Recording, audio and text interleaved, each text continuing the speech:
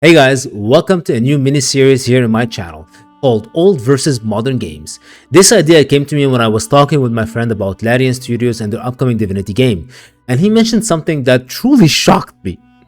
He said that Divinity Original Sin 2 is almost a decade old.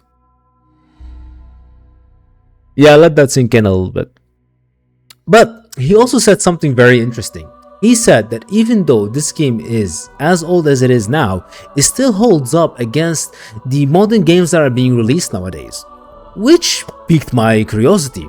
Now, to be fair, or to be honest, I am a little bit more biased to the older games, but I want to understand why. I want to dig a little bit deeper as to why these older games still have this kind of je ne sais quoi, still hooks new players and older players to play it or to repeat it over and over and over again. So this is what this series will be about, and on this first episode I will differentiate first what we mean by when we say older games and modern games, and we're gonna establish the categories which I'll be talking about more which I will expand about in this upcoming episode to describe or to differentiate between the old and the modern games. Okay, so these categories are the hook, the polish, the pace, and the creativity, right? These four categories. Now, let's start. First of all, what do we mean when we say older games? Older games are basically any game that's been released pre-2020.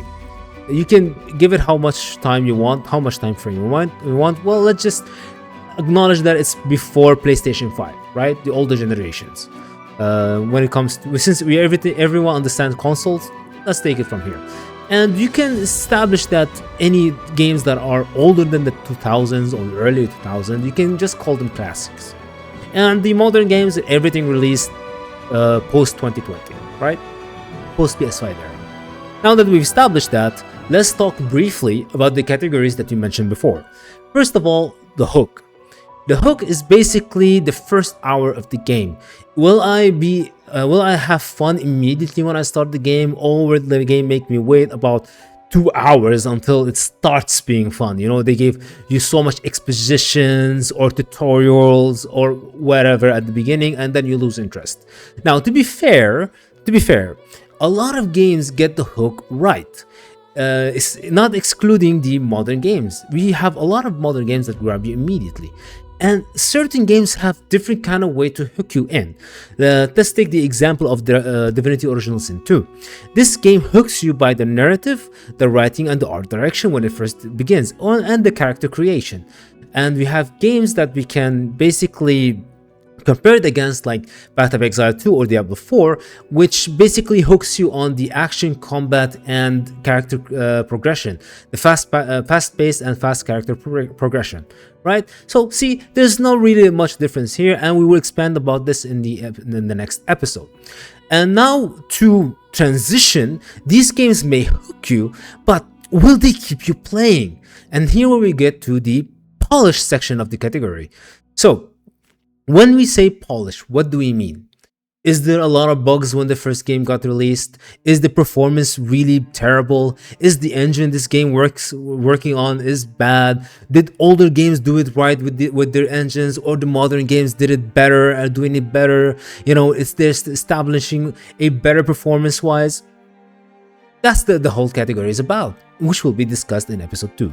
Now, for the third one, the pacing and the creativity. Now, when we're talking about pacing, we're talking about how much this game has content, how much bloat. Is all this content really that necessary? Does it add to the plot of the game? Is it something that the player is enjoying? Is it a chore to go through, or it helps, or is it established in a way that the player goes through it without even noticing, and it's actually seeking them out? You know, it all depends on the pacing, how long the game is. If the game is basically, let's say, 200, 300 hours, is it justifiable for this game to be that long? Now, you know, older games have certain aspects that assist with the pacing, and which modern games fail at sometimes, and sometimes they're very, very good at. This comparison we can make in the upcoming in during this series.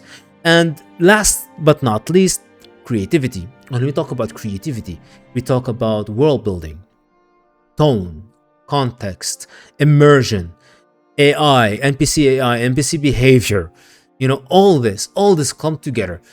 To even add more to it, will this game show you what's going on with the environment, with the graphics, let's say, with the player movement, with the NPC's behavior, or will it just exposition drop on in front all in front of your face?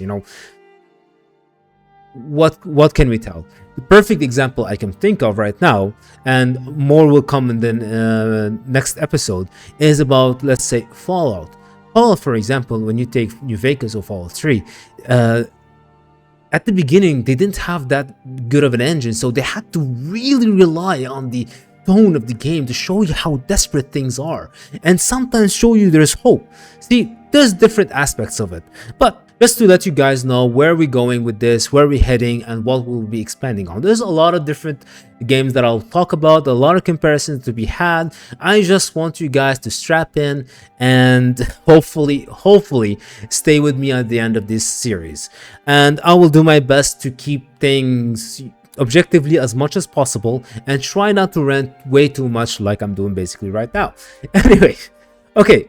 And at the end of the episode, at the end of the series, there's gonna be like 4 episodes. At the end of the series, the 4th episode, I'm gonna summarize everything and give you guys my honest to God opinion, and you guys can tell me what you think about it, what you think about the old versus new modern games.